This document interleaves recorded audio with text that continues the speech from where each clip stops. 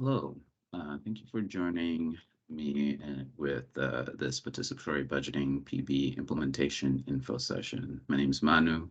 You can also find me at the Seattle Office for Civil Rights under Emmanuel Da Silva. I am the Community Investment Strategic Advisor.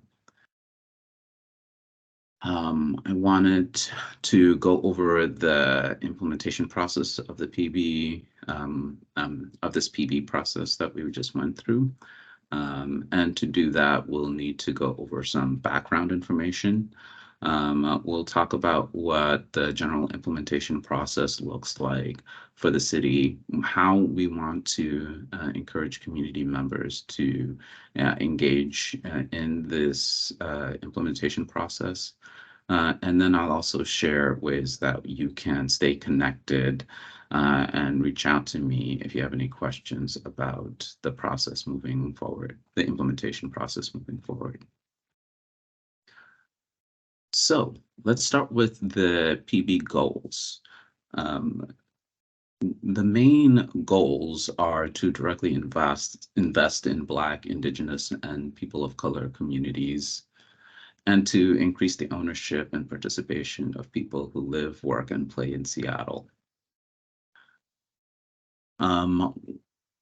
What we're guided by are a set of priority investment areas that were identified through the Black Brilliance Research Report.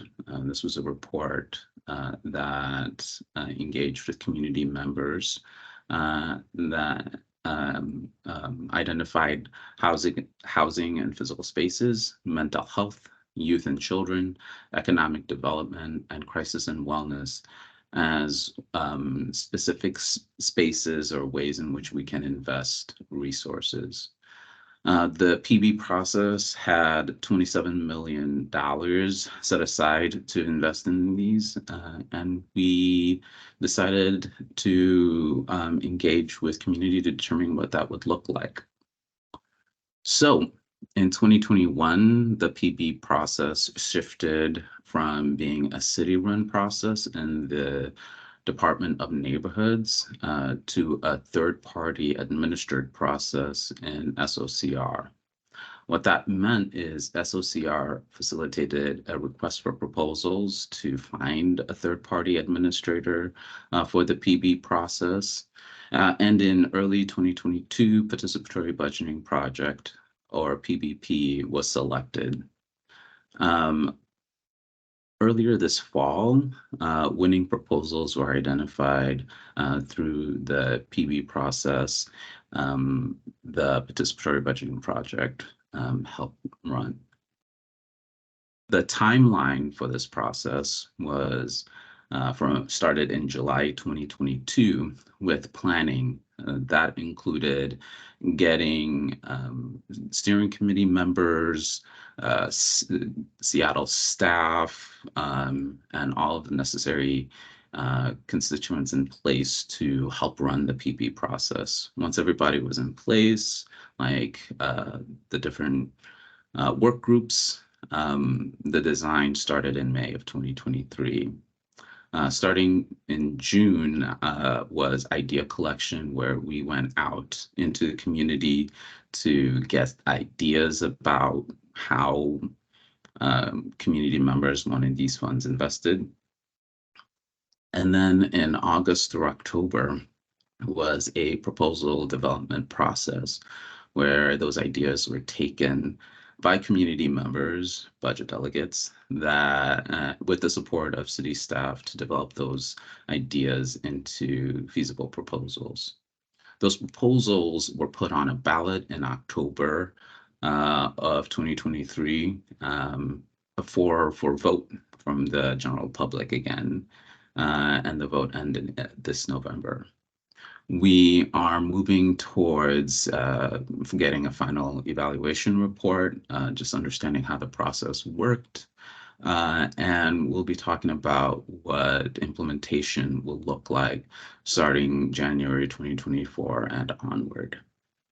So these are the winning community proposals: Native Youth Past, Present, Future, people, not police, crisis response team, 24/7 public restrooms, urban farming and food equity, housing support for youth. So, the essential steps for implementation is that a city budget office will draft legislation and transmit that to city council. City council will vote and move those funds to the specific departments that will hold the work, either by doing the work in-house or through requests for proposals, a third-party administrative process again. So put in a different way and starting from idea collection. From idea collection, we move those ideas into uh, proposal development. Um, then community voted on those proposals.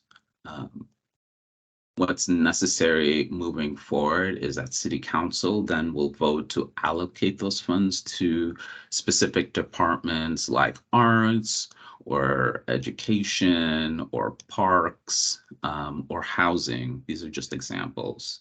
And this is just what the last part is just what the city has to do to move funds from one place to another.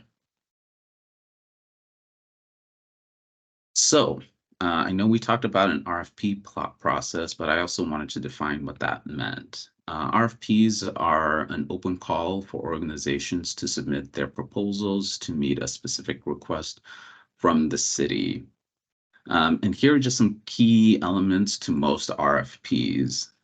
There's the solicitation release where people are informed about what's coming, the pre-submittal conference or info session where you are able to uh, ask questions, learn more about the specific RFP or request for proposal. There are some deadlines for questions that you would be able to submit to the department that's holding the RFP. And then obviously a response deadline when all of your materials will need to be in by.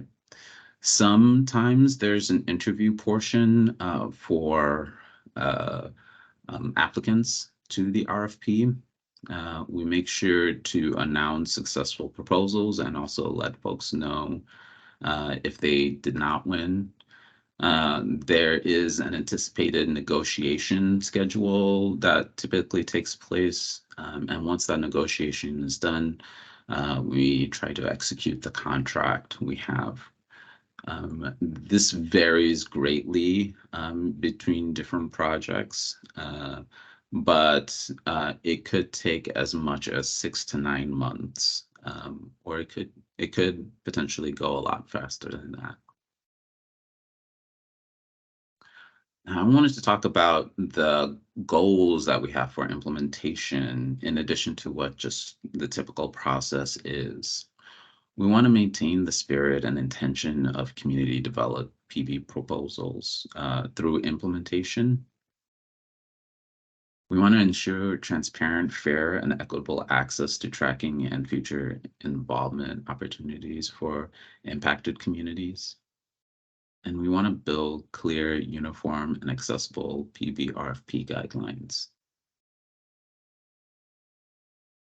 So, one of the things we want to do to make sure we reach all of those goals is to have an interdepartmental team, a team of people from the different departments that will steward the RFP process and make it easier for community members to engage.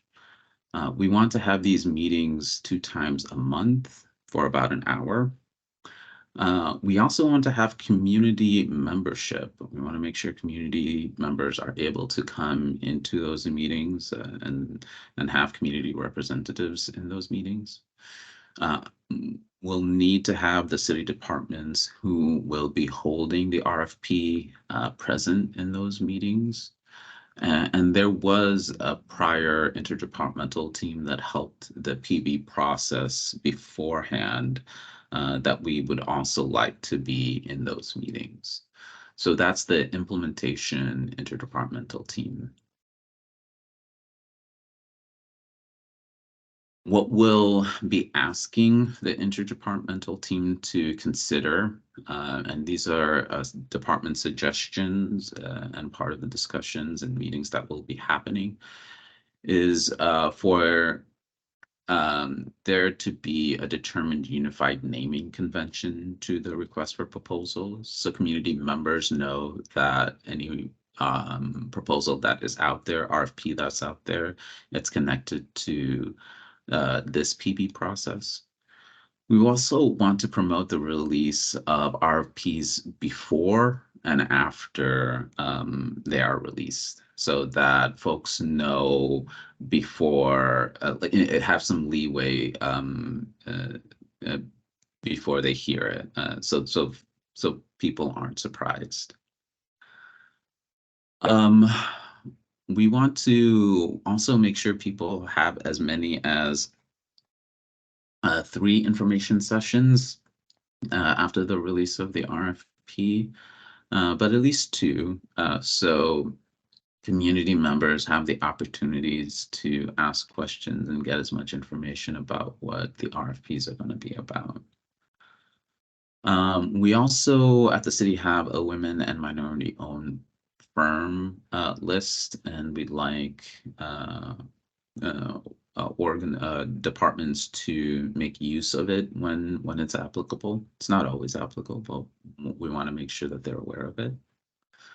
And we also have technical assistance or TAs available for applicants to help in submitting proposals.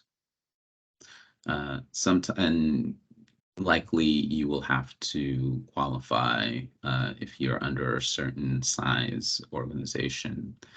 You likely qualify. As far as rating goes, we also want the interdepartmental team to encourage using rating a panel that reflects the impacted communities and not people who might not know certain perspectives and experiences. We want to make sure that panels are stipend at a rate that's fair and equal.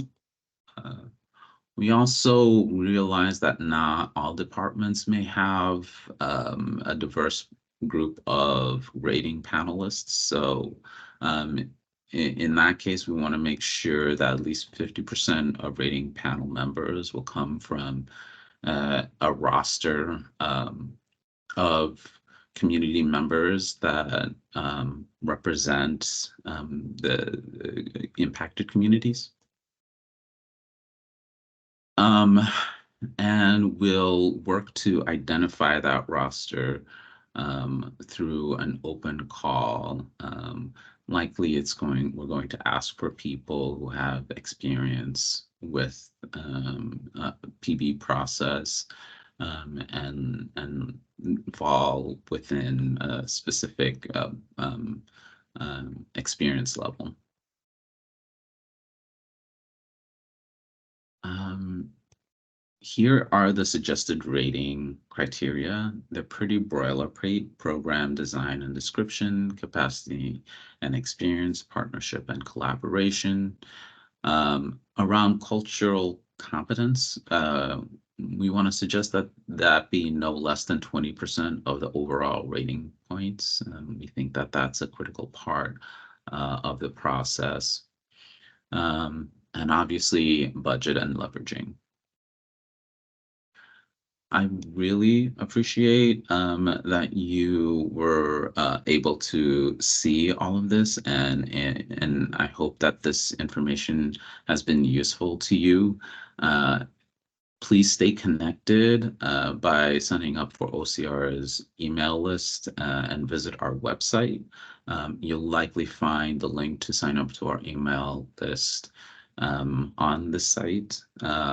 You can also follow us on Instagram and X, which is formerly Twitter, at C Civil _rights. That's at SEACIVIL_RIGHTS.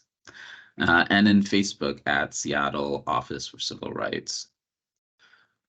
You can also reach out to me. My email is emmanuel.desilva@seattle.gov, and my phone number is 206-450-3577.